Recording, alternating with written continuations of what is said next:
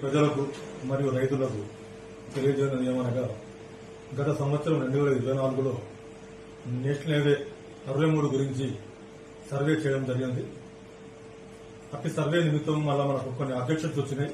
అట్టి అబ్జెక్షన్ కూడా మేము మళ్ళా సర్వే చేసి రైతులకు న్యాయం చేశాము.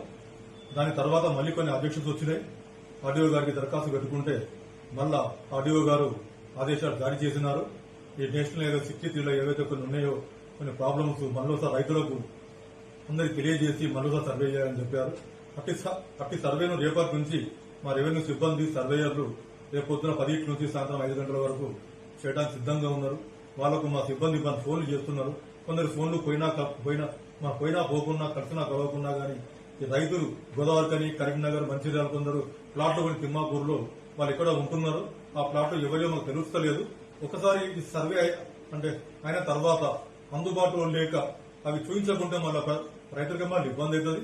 కావున అందరూ సహకరించి ఒక వారంలో లోపల మా రెవెన్యూ సిబ్బంది తహసీల్దార్ బందమరి గారిని గాని వారి సిబ్బంది గాని కలిసి మీ సర్వే పూర్తి చేసుకుని అందరూ సహకరించాలని